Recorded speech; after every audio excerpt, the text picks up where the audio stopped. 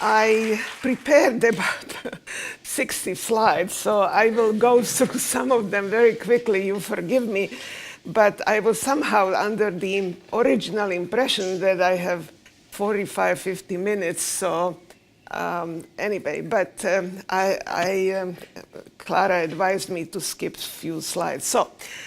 So without any delay, let me just say one thing. I cannot resist to say this, Ralph and you folks.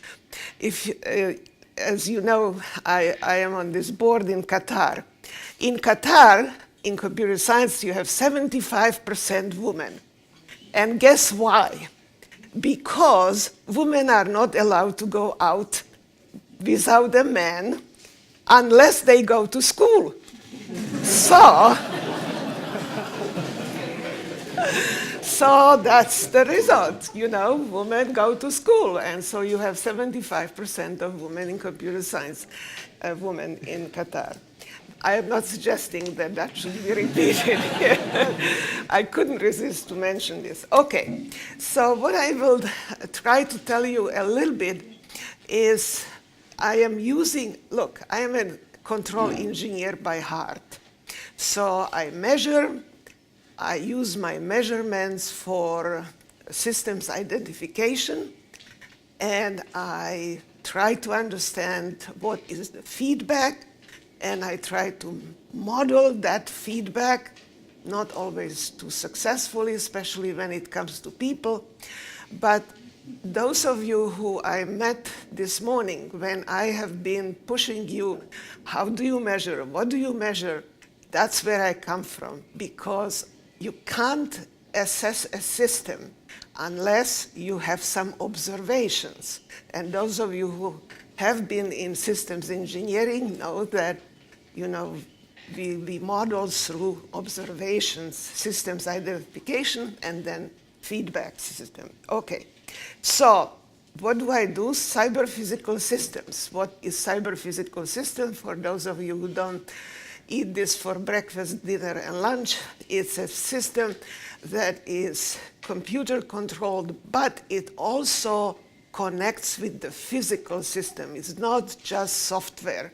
It's connection of the computer system with physical reality. And now I am adding to that also humans, which adds a tremendous complexity. So what do I want to tell you about is why do I do that? So obviously, I state some obvious things. Humans interact with cyber-physical systems on a daily basis. We do that all the time. Scenarios span many levels of complexity, from simple tasks, specific communication, to complex dynamic interaction. We wish to understand, and that's what I think the systems engineering is all about. We want to understand the mechanics of these interactions and to design algorithms for control sharing between humans and autonomous systems. I want to understand what do I communicate? Remember, I agreed to be on this lecture series on communication. So we want to understand what do we communicate to a robot and what robot will communicate to me, so that we can carry out in collaboration certain tasks.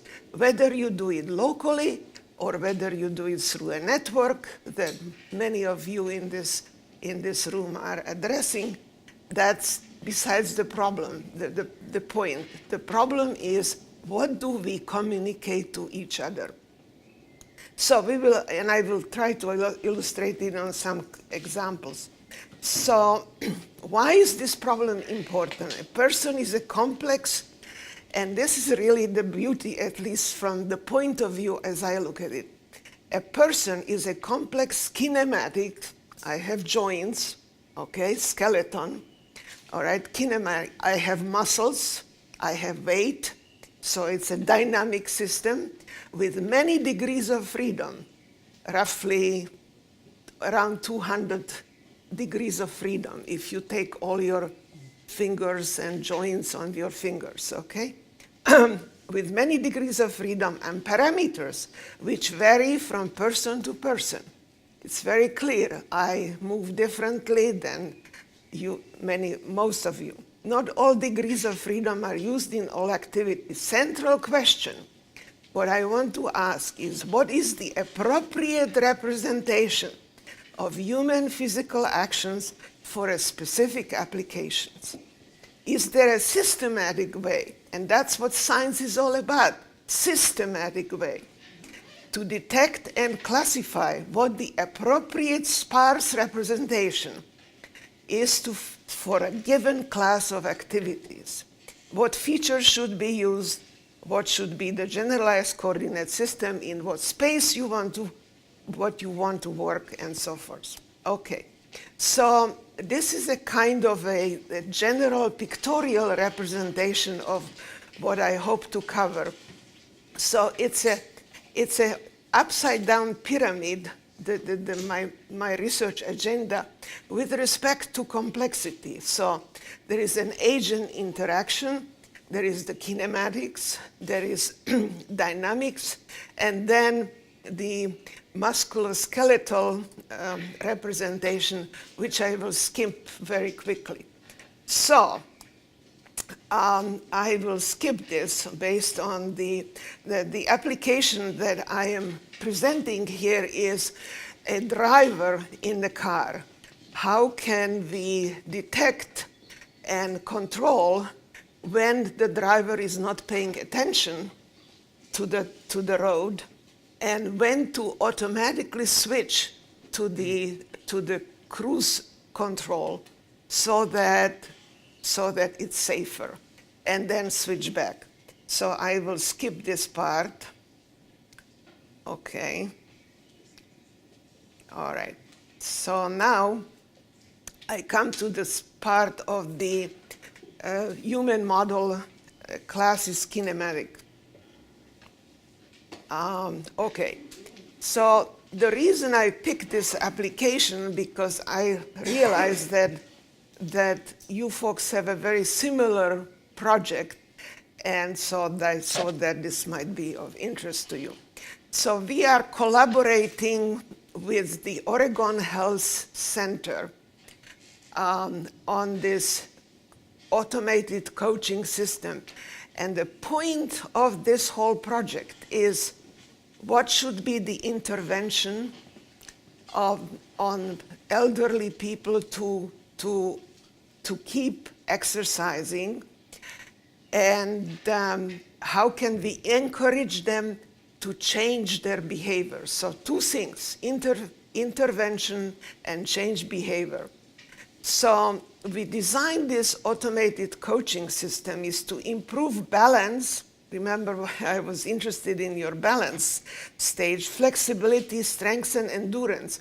These are concepts that the health professions are familiar with, they understand it, but our measurements is not a direct mapping to these concepts. They are much vaguer, these concepts, than what we measure. So that's one of the challenges. Endurance for elderly population with the aim of reducing fall risk and improving performance of daily activities so that they can wash themselves, so that they can move and reach the space around them. The system is based on Microsoft's Kinect camera. The reason for that is that it has to be cheap. The system guides users through a series of video exercises, tracks and measures their movement, provides real-time feedback, and records their performance over time, so that then we can analyze their longitudinal change in the behavior. We will report on recent pilot study where the system was deployed into 6 homes of independently living older adults over the course of several weeks. So what is this system that we have? Based on the initial detailed needs analysis, which included focus groups with elders and coaches, we came up with the following requirement for our system. Use of unobtrusive, low maintenance, elderly people, they don't want to futz around with your knobs and so forth. So it has to be low maintenance and low cost measurement modality. Inclusion of age-appropriate exercise for elderly. People of my age are not going to jump all the time. Development of elderly-friendly user interface. The ability to obtain raw measurements that would provide estimation of endurance, strength, and flexibility, and eventual integration with the coaching platform. So one of the key objectives for the design was for the elderly was to accommodate their reduced cognitive and motor capabilities. You have to take that in consideration. This implied that the amount of information displayed was minimized, okay? The color and size of text was carefully selected to provide contrast. Switching between the screens was done via a set of buttons, always positioned at the bottom of the screen. Older people don't have tolerance for changing your screens, okay? Remember that. The next slide shows the control flow of the user interface. So here is the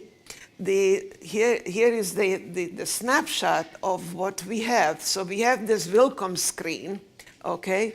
Then you can go to the Kinect setup so that you can control how close you want to have the camera and which way are you there, captured completely. And then comes the coach warm-up video, and then she will start to give you the instructions, and then you get the feedback exercise, and then at the end you get the statistics of how you perform. So the way so the explanation of when the exercise software is started, the user is presented with the welcome screen, which enables the Kinect, and I think I explained that this prototype has 12 different exercises available to set. I will reveal to you, folks, that actually what we have found, that these 12 different exercises are not good enough. People get bored, okay? So we are now redesigning the whole system and making so that people can switch between different sets of exercises. Anyway, okay, so here is the flow diagram. You guys are electrical and computer engineers, so hopefully you will relate to this. We have the data acquisition, then we have the data processing. You have to measure the pose measurement, okay, and then the evaluation is extremely important. So you will see this on my next slide, and then the feedback. Okay, so the real-time analysis, the Microsoft Kinect camera is used to measure the movement the pose estimation applied in 3 areas to quantify performance of each exercise. Okay, let me just show you the picture. Probably that will be the best. So think about it. So this is an exercise of this Buddhist prayer. It's one of these exercises. You do this way. This is the exercise, okay? All right. So what we measure through the Kinect is the skeleton, all right? So we measure the position and the angles of each joint. That's our measurement, all right?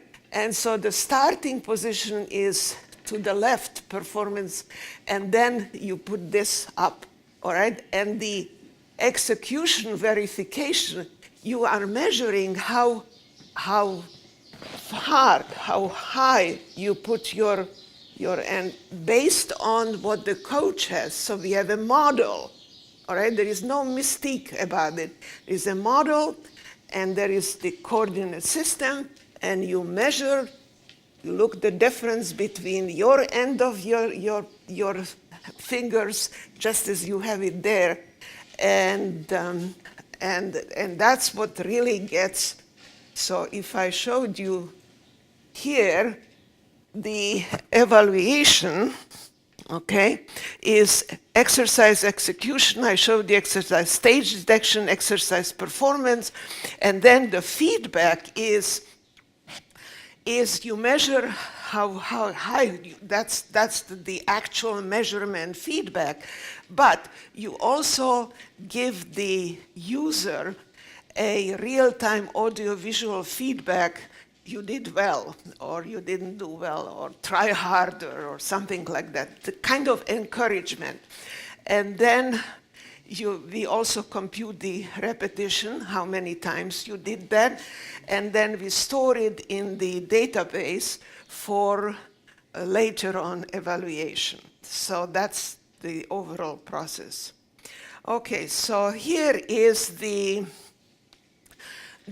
coach, and please notice up there you have the evaluation, the green side, that how far you did. So you get a visual feedback just as much as you get the audio kind of encouragement and feedback, and that's about it. So there are 10 different feedbacks, and then we proceed and try to look for how many times you have performed this per day.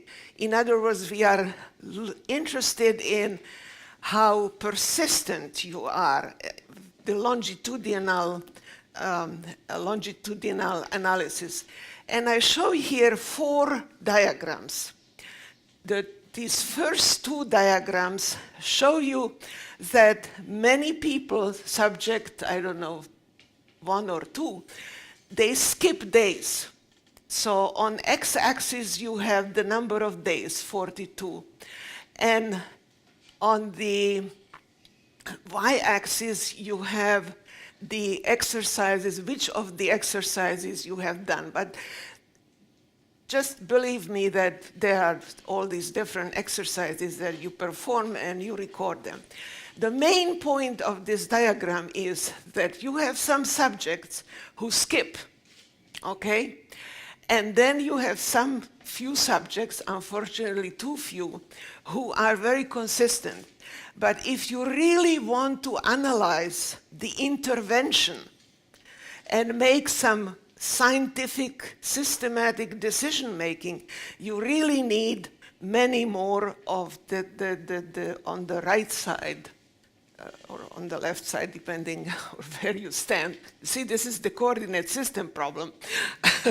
So you need subjects more like these two. And unfortunately, so for that purpose, you really need more subjects than 6 what we had, and that is quite expensive. That is expensive in order to recruit these subjects. So we have these time performance during the shallow squats, and I will show you the data. Remember, I have been asking you, what is your data? What are you measuring? So this is my data. So here is my data. Now the exercise is, doing this 10 times, okay? So here you have the skeleton. And you can see that in the very beginning, if you take different parts of your measurements, the time difference is much bigger than at the end, because clearly I do it much faster when at the end. On the other hand, when I do it much faster, I don't do the depths. It's not the same. So these are interesting observations. And finally, I have here just one more slide about this evaluation, is that we have here from those 2 good subjects the representations over days of all the the squat depths between this and how far do I bend down, okay, and repetition is all what it. The interesting question here is, ladies and gentlemen, that in the beginning I do it slowly and less perfectionally, and then after the 6th day or so, roughly speaking, I stabilize. But then the question is at the end, why am I doing it also again worse? Okay? And the question there is, and we are trying to sort this out with this new design, is it because I got tired or I got bored? You know, this cognitive aspect, I can measure your physical movement, but the cognitive part, I cannot crawl into your head. And it's so difficult to twist out, so you really have to design cleverly the system in order to separate these questions. And we as engineers, we are quite good in taking physical measurements, but the cognitive aspects are so much more difficult. And so anyway, this is sort of the result of this experiment. So now another point about this whole experiment is that we can measure much more than what the healthcare providers are really interested. As I said in the very beginning, they are interested in balance, strength, resilience. Well, how do you take all these measurements and kind of aggregate them into a number called resilience? Even if you have a resilience from 0 to 10, you know, how do you take these different measurements and put them into this one word? So what we have, so one of the challenges we have is to take our measurements and our physical concepts and relate them to the healthcare terminology, which is much cruder than ours. That is sort of one lesson that I can relate to you. And the only way we have so far done, and I am not too satisfied with that, is that we compare, they have standard measurements like chair, stand and sit, stand and sit. That's all what they have. So we have compared this shallow squat and chair, and here is the result of that. And you can see that the shallow squat, it takes longer by and large than their standard set, although they have been instructed to do it fast. But the encouraging thing is that our measurement and their measurement can be fitted into a linear correlation, so there is some hope. Okay, so the next thing I want to quickly, how much time do I have? 5 minutes? Okay, all right. Pardon me? Roughly, okay. So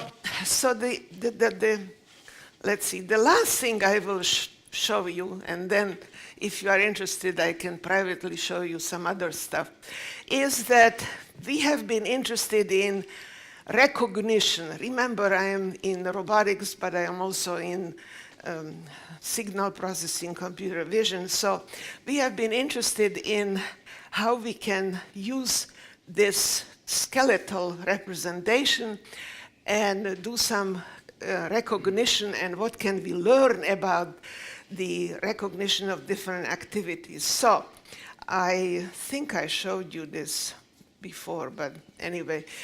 So we have designed these experiments, again, that people with a motion capture system I have in my lab, and we can take measurements of people when they are performing different type of activities. And so this, you can see that here. All right, the important point of this experiment was that we have found that for different activities, you don't use all your joints with the same energy. And that's very clear if you just think about it for a second. And so clearly, you can really, I should be able to play this again, but any case, let's see. Well, I wasn't able to play this. It should be here. Okay, never mind, I'm not going to spend my precious 5 minutes on this. The important point here is that this was on jumping, and no, this was on punching. And what it shows that actually the punching can be represented by a sorted out number of different joints that are more energetic. You can compute the energy, the kinetic energy on each joints from our velocity, okay? And we have found that, as you can see where the red dot is, it's here, as you were jumping, was the most energetic. Then the number green in the elbow, okay, was the number 2, and then the blue on the head as you are moving, etc., etc. The good news from this study was that actually we can compute the variance of joint angle time series of each joint over each temporal segment and rank order the joints with each segment based on variance of descending orders. And therefore, we can show that for different exercises on the right side, you have them 11, and for different joints, we have looked at, measured 21 joints, different exercises will show you with the darker are which of the joints are more energetic, and therefore you can reduce the number of joints that you have to consider in your recognition algorithm. So the representation does not suffer from database bias as much as other reference representations. It's quite robust, and we have had quite good experiment, quite good results. So quickly, the application of this kind of quantitative outcome measure is that we have tested it on muscular dystrophy children. We collaborate with University of California, Davis, the medical school, and very quickly, I know I have only 2 minutes or 1 minute, we have used robotic principles where with having all these joints and asking these people to do this, reach out, reachability, workspace, is a standard concept from robotics, and we have applied it on this application with these children, and we have found that actually you can use the volume of your workable, reachable space as a measure of how healthy or sick your children are. And this is now used in the clinical practice at medical school in UC Davis, where you can see on the top, this is for a healthy subject, and this is for an advanced muscular dystrophy. As you can see, this person clearly cannot reach his head, cannot calm himself. Maybe they can feed themselves, but anyway, it's a tragic situation, but at least we gave them a very quantitative tool that they can now look for different medication and observe the progression or at least keeping the constancy. Now again, you have to convince the doctors. So you have to show them that this measure, how accurate it is. And remember, one of the critical critical conditions for the applications in medicine, it has to be cost effective.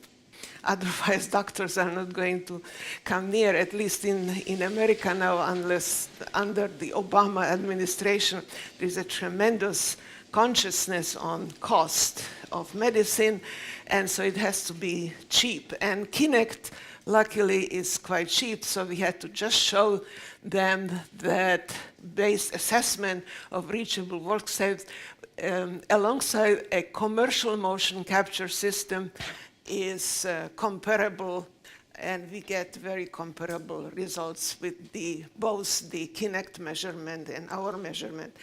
Okay, I think I have many more for the robotic applications, collaborative robotic. I can speak to you later on at your convenience. We have done, those of you who are interested in balance, we have done modeling on using hybrid systems for modeling walking, which is very nice piece of work of my former student, Ram Vasudevan.